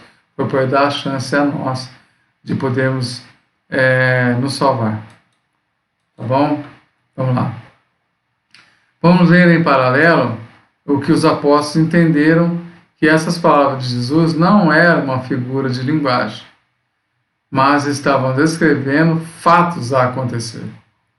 2 Pedro, tá? 2 Pedro 3 e 4, nesse versículo eles perguntam, tudo está acontecendo normal, mas no versículo 5 Pedro responde, cita Gênesis 6, 8 e versículo 6 ele cita de novo. Mas vamos ler, tá? Vamos ler, fica mais fácil. 2 Pedro, tá? Quase lá perto de João, é um livro antes de João, onde a gente estava agora há pouco lá. Mais para o final da Bíblia, tá? 1 Pedro e 2 Pedro. 2 Pedro, capítulo 3, tá bom? Capítulo 3, versículo 3 e 4. Acharam aí? Vamos à leitura? Tá? Capítulo 3, versículo 3 e 4. Tendo em conta, antes de tudo, que nos últimos dias virão escarnecedores com os seus escárnios, andando segundo as suas próprias paixões, e dizendo, onde está a promessa da sua vinda? Falando que Jesus, cadê Jesus que não volta? Vocês estão falando que volta, volta, volta. Cadê Jesus? É mentira isso. Onde está a promessa da sua vinda? Porque desde que meus pais dormiram, ou seja, que morreram, né? Todas as coisas permaneceram como desde o princípio da criação. Nada aconteceu. Foi isso que a gente está vendo? Nada aconteceu. Só que no versículo 5 aqui, Pedro responde. Presta atenção.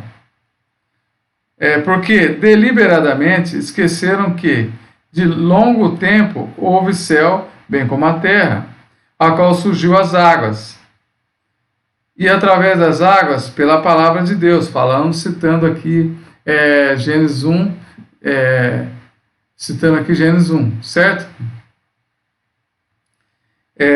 Pela qual veio a aparecer o mundo daquele tempo, afogado em águas. Ora, os céus que agora existem, e a terra pela mesma palavra, tem sido entesourada para o fogo, estando reservado para o dia do juízo e destruição de todos os ímpios.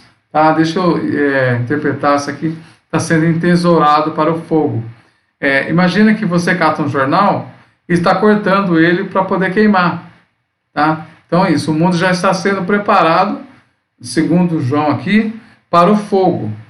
Vamos continuar a leitura aqui. Todavia, é uma coisa, amados, que não deveis esquecer, que para o Senhor um dia é como 1000 anos, e 1000 anos é como um dia, ou seja, Deus é atemporal, Ele está fora do tempo. Não retarda o Senhor a sua promessa, como alguns a julgam demorar, respondendo esse pessoal aí que perguntava para ele. Pelo contrário, ele é longâmino para convosco, não querendo que nenhum pereça, senão que todos cheguem ao arrependimento. Sabe por que ele está demorando? É isso que Pedro está falando, respondendo a pergunta. Esse mundo já está preparado, não se engane. Já está sendo entesourado para o fogo, para a destruição. Mas por que ele está demorando? Porque ele é longâmino. Longâmino é uma palavra que, assim, ele demora. Porque ele não quer que ninguém se perca, mas que todos cheguem à salvação. É isso que ele está falando. É isso que ele está falando. Está respondendo a pergunta aqui. Então, a leitura aqui descreve que tudo vai ser derretido. Depois terá uma nova forma como ouro. Tá? Ele está falando que o mundo vai ser derretido no fogo, segundo as palavras aqui de Pedro. Segundo as palavras de Pedro. Bom, irmãos, eu particularmente não sei falar se essa é a realidade. Vamos lá. Então, os sinais são para anunciar o esperado de todas as nações. Sua vinda, a destruição de tudo. Em Lucas tem dois efeitos, né? Um nos ímpios, que falam que eles vão até desmaiar de medo, e exultação nos santos, a alegria dos santos de saber que o seu Salvador chegou e a sua redenção chegou. Efeitos diferentes na humanidade, os que têm medo e os que sentirão alegria. Acabarão as religiões, não vai ter mais religião. Não vai ter mais rico, não vai ter mais pobre. Não vai ter raça e nem vai ter cor. Todo mundo é igual perante a Deus naquele dia. O dinheiro, a raça, os que é mais bonito, os que são feios, é tudo a mesma coisa. Tudo a mesma coisa. Naquele dia vai todo mundo vai prestar conta a Deus. Certo? Alguns teólogos se dividem aqui na interpretação nas palavras de Pedro, que fala que o mundo está sendo entesourado para o fogo. Tá? Eu vou falar para vocês aqui. A primeira diz que Deus vai destruir o mundo de uma vez, vai derreter tudo, depois do nada vai criar um novo mundo. Isso são suposições, tá? São interpretações de alguns. Não quer dizer que isso está certo, não, tá? O segundo diz que este mundo será derretido e vai virar um novo, refinado pelo fogo. E a terra e o cosmos restaurado, onde os ressuscitados, aqueles que receberão um novo corpo de glória, viverão com ele. Tá? O primeiro diz que Deus vai destruir tudo de uma vez, vai derreter tudo, depois do nada vai criar um novo mundo, uma nova criação, tá? Um novo mundo. E o segundo diz que não, vai ser derretido como ouro. Lembra que você tem uma peça de ouro, eu não quero mais essa, quero fazer outra coisa. Aí leva para um cara que faz esse trabalho, não me lembro o nome, ele vai derreter tudo e vai fazer uma outra forma de outro objeto que você queira. Tá? Então, dessa natureza. Mas isso vamos esperar para ver. Vamos esperar para ver. São só suposições, tá? Então, os sinais aqui são para anunciar. Já estou caminhando para o final. Então, os sinais aqui são para anunciar o esperado de todas as nações. Irmãos, está tão difícil as coisas, viu? Que, olha, não é verdade mesmo. O esperado de todas as nações. Porque só quando ele chegar que vai ter justiça nesse mundo. A sua vinda e a destruição de tudo. Em Lucas tem dois efeitos, né? Já falei sobre isso. Mais uma coisa. Detalhes de Marcos 3,26, né? O retorno será visível a todas as nações. Tá? Não vai vir uma coisa invisível, vai vir invisível, não, mas será visível. Segundo Marcos 3,26, todo olho verá. E quem verá? Marcos 3,26. Vou dar uma voltada aqui, tá? Acho importante isso, essa leitura. Marcos 3,26.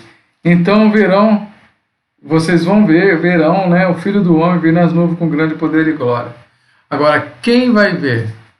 Como que a gente vai saber quem vai ver? Será que só os escolhidos, os santos, os crentes? Quem vai ver? Essa resposta está em Apocalipse 1:7. Tá? 1:7.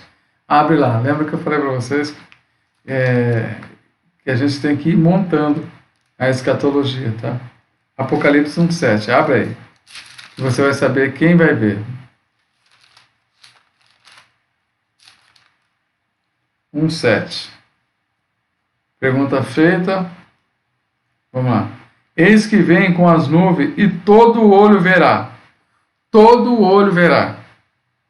Até quantos o que traspassaram, e todas as tribos da terra se lamentarão sobre ele, certamente. Amém. Quem verá? Quem vai ver Jesus quando ele vier? Todo o olho verá. Todos verão, inclusive aquele que os transpassaram. Sabe quem que é aqueles que os transpassaram, irmão? Os soldados que transpassaram ele na cruz. Esse evento aí tá, acho que em finalzinho de Marcos, né? Acho que Mateus 25, 26, no finalzinho dos evangelhos. E esses que transpassaram foram essas pessoas. Quer dizer, eles já morreram. Então a gente entende que todo mundo vai ressuscitar e todos vão ver. Vai ser um evento, a gente passando para ver todas essas coisas, estudando todas essas coisas, vai ser um evento fenomenológico sem igual, sem comparação, não tem como imaginar isso, né? A gente só monta peças, mas não tem como imaginar o tamanho do evento que vai ser a vinda de Jesus. Então entendemos que a sua vinda haverá a ressurreição dos mortos, por causa disso, por causa dessa passagem. Tá? Imagina a cena, todos desde Adão até o dia verão ele. Imagina quanta gente. Com respeito a todos, não tem relato de que ele virá secretamente. Tá? Não tem relatos aqui que ele vai vir em secreto. Não. Aqui fala que todo olho verá. Há vários termos para descrever a vida de Cristo. A grega, né, que é a parousia, que eu falei, né, que significa presença, eu falei lá no começo, tá? Era usada para anunciar o rei, né, o emissário, expliquei isso já, essa parousia. A vinda será invisível, né? Não será invisível, quer dizer, né? Diz o texto, virá nas nuvens, versículo 26 de Marcos. Isso também, essa referência aqui, que ele virá nas nuvens, isso também é uma referência de Daniel 7,13, tá? Vocês podem conferir lá. Daniel fala disso também. No capítulo 7, no versículo 13, Daniel tem uma visão de 4 animais, ou seja, 4 reinos que haveriam de dominar o mundo. Daniel profetiza a chegada do Filho do Homem de todo o poder, que foi dado a ele. Esses 4 poderes aí, vai ver lá 4 cabeças, né? Esses 4 poderes, isso já aconteceu, tá? Mais uma profecia cumprida. Ele fala dos assírios, né, que vieram contra Israel, dos babilônicos, dos persas e os romanos, tá? Então, esses eventos também são profecias cumpridas. Lembra que Daniel é uma profecia de triplo cumprimento. Então, tem coisas que aconteceram, né, 2 acho que já aconteceu, e falta a última. Então, Daniel profetiza a chegada do Filho do Homem e com todo o poder que foi dado a ele. Então, voltemos e entendemos que Jesus disse: eu sou o Filho do Homem, que voltará para reinar com grande poder e glória. Lembrando, vocês voltando lá em Daniel. Ok? Outra coisa, virá em contraste com a primeira vinda. Tá? Em contraste com a primeira vinda. Para refazer o mundo, a primeira foi para a salvação e a segunda para refazer, para pôr as coisas em ordem. Vamos lá. Vou aqui fazendo as considerações finais, né? Jesus virá para destruir Satanás. Na verdade, ele já está julgado. E uma das coisas que testificam isso, irmãos, é numa passagem, talvez os cristãos já vão entender, que é aquela passagem do endemoniado de Gadar, né? Talvez na Bíblia de vocês falam endemoniado gadareno. É endemoniado de Gadar, porque ele está na cidade de Gadar, por isso que fala gadareno, tá? Quando Jesus chega nele, ele tem lá uma legião de demônios nele. E os demônios falam assim: que temos nós contigo, Jesus? Né? Ou seja, ele fala assim: tu sabes que não chegou a nossa hora ainda? Aí Jesus manda ele sair do rapaz, né? E acaba eles entrando lá nos porcos. Então eles já sabem, já estão julgados. E por esse versículo também, a gente sabe que os demônios, Satanás, já foram julgados.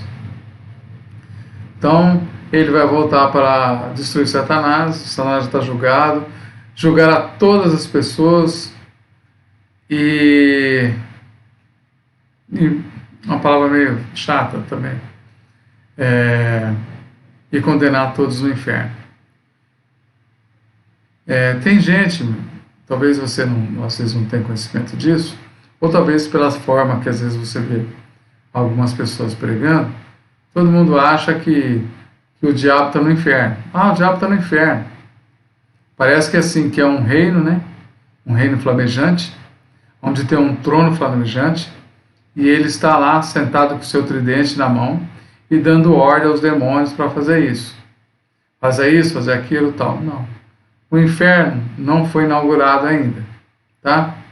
Então, ele vai ser condenado ao inferno, assim como todas aquelas pessoas que não creram em Deus, ou viraram as costas para Deus, tá? Um livro muito bom, também eu falei disso na aula de ontem, de Joel, que fala que Jesus vai entrar em guerra com as pessoas com aqueles que afrontam ele, né? Lê o livro e estude lá, que eu dou aula do livro inteiro, interpretando o livro todinho. É muito bom. Tá? Então, o diabo não está no inferno, as pessoas vão ser jogadas ainda, lançadas ou condenadas ao inferno, e vão ser lançadas lá por Deus. Tá? E no versículo 27, ele envia os anjos para reunir o seu povo. Figura de linguagem para dizer que ele... Desculpa. Figuras de linguagem para dizer que reunirá a sua igreja do mundo inteiro, ou seja, o seu povo. Quando fala igreja, não pensa em vocês que é templo, não, tá? Igrejas são pessoas aqui, que ele fala. Tá? Que é um conjunto de pessoas. A sua igreja é um conjunto de pessoas. É uma comunidade de Cristo, uma comunidade de Deus. E esta é a razão da nossa esperança, né? Quando a gente vê muitas coisas, laços familiares, né, aí pensamos, né, nos nossos familiares.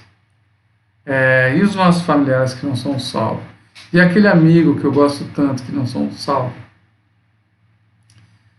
Eu acredito, irmãos, que quando a gente encontrar Jesus, isso tudo será esquecido.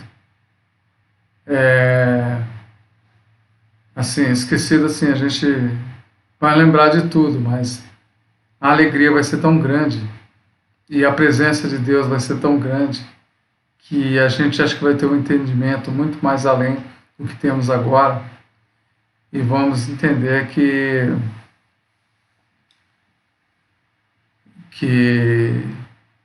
as pessoas não estão lá porque não quiseram. Na verdade, eu já penso isso aqui hoje, né? E clamo por misericórdia todos os dias para que naqueles dias eu esteja lá. Tá? Bom, aqui eu estou encerrando essa aula. A próxima aula a gente vai falar do versículo 28 ao 37, que vai ser a última aula. Tá bom? Espero que tenha sido de grande valia para os queridos. Não anotaram os versículos, tá? Procure, tem uns que a gente não leu, mas procure, encaixe dentro da aula os versículos, tá bom? Reveja a aula aí, encaixe na aula, ok? Para que vocês tenham uma compreensão mais apurada, ok? Deus abençoe a todos, que o Senhor ilumine a todos, e a minha oração é para você que está vendo esse estudo, que ainda não tem Jesus, não aceitou Jesus, talvez não acreditou em nada dessas coisas que falaram para você. Creia que essas palavras são verdadeiras. Você não precisa crer em mim, tá? Você precisa só ler a Bíblia e ler os jornais e ler as histórias. Pesquisa no Google as histórias, todos os eventos que aconteceram, de tudo aquilo que eu falei nessas 3 aulas. Vocês vão ver as profecias todas se cumprindo. É muito perfeito, não dá para negar. Não dá para dizer que não existe, tá? Não dá para dizer que não é verdadeiro. Ok? Deus abençoe. Espero que você se conscientize, você que não tenha Jesus ainda, e procura saber, tá bom? Procura saber das coisas, tá bom? Procura saber de todas as coisas. Você não precisa crer em mim, só lê e comprove, ok? Deus abençoe vocês todos.